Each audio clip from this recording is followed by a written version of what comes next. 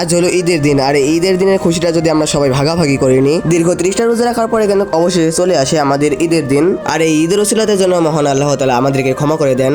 আসসালামু আলাইকুম গাইজ, আমি আছি আপনাদের সাথে নুলাপুর ব্লগার। সকালবেলা কিন্তু ঘুম থেকে উঠে কিন্তু চলে আসি আমি নামাজ পড়ার জন্য। আর আমাদের এখানে জামাত দিয়েছিল মূলত 8:30টার সময়। দেন নামাজ শেষ করে কিন্তু আমরা সবাই বের হয়ে যাই। বের হয়ে গেটের সামনে দেখি যে ঈদ মুবারকের গেট সাজিয়েছে। আর এই গেট সাজার কারণ হচ্ছে মূলত এখানে ছবি তোলার জন্য। আর এগুলো কিন্তু সাজিয়েছে বড় ভাইয়েরা। দেন নামাজ শেষ করে কিন্তু আমি দেখতে পাই যাই আমার শিয়াব বন্ধুর সাথে, তার সাথে কিন্তু হালকা করে কিন্তু কুলাকুলি করে নি। এরকম ভাবে কিন্তু ছোট ভাই কিংবা বড় ভাইয়ের সাথেও কিন্তু আমি কুলাকুলি করছি। আর এক পাশে কিন্তু ক্লুক করে দাঁড়িয়েছিল আমার নিলয় বন্ধু, তার সাথে কিন্তু কুলাকুলি করে নি। ঈদের নামাজ শেষ করে সবার সাথে কুলাকুলি করা কিন্তু মজাই আলাদা। বাই যাবে ওদিকে দেখছিলাম যে সব বড় ভাইয়েরা ছবি তুলছিল। দেন ওদিকে যাওয়ার একটাই কারণ হলো, সেটা হচ্ছে বোম ফোটানোর। আমি কিন্তু বোম না ধরে কিন্তু ফেলে দিই। ফেলা দিয়ে মাত্রই কিন্তু আরেকটা ছোট ছাল কিন্তু সেই বোমটা নিয়ে কিন্তু দৌড় মারে। দেন তারপরে কিন্তু আরেকটা বোম ধরিয়ে কিন্তু আমি ফেলে দিই। আর আমাদের কাছে ছিল মূলত অনেকগুলো বোম, আর এই বোমের এক একটা মূল্য মূলত 10 টাকা করে। নামাজ কিন্তু সব শেষ হয়ে গেছে, তার জন্য কিন্তু সবাই বের হয়ে আসছিল। আর আমি যেহেতু বোম ফুটাচ্ছিলাম তার জন্য কিন্তু মানা করে, কারণ মসজিদ থেকে কিন্তু অনেক মুরব্বী চাচা কিংবা দাদু কিংবা কাকা কিন্তু বের হচ্ছিল। আর আমাদের মসজিদের গেটটা কিন্তু অনেক সুন্দরভাবে কিন্তু সাজিয়েছিল।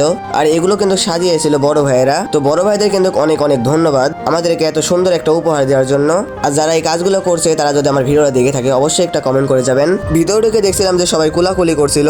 আর এই ঈদের দিন কিন্তু আলহামদুলিল্লাহ আমার কাছে অনেক ভালো কেটেছে। আর আপনাদের কাছে কেমন কেটেছে অবশ্যই কিন্তু কমেন্ট বক্সে বলে যাবেন। তো এই ছিল আজকের ব্লগ ভিডিও। তো সবাই সুস্থ থাকবেন, ভালো থাকবেন, খোদা হাফেজ।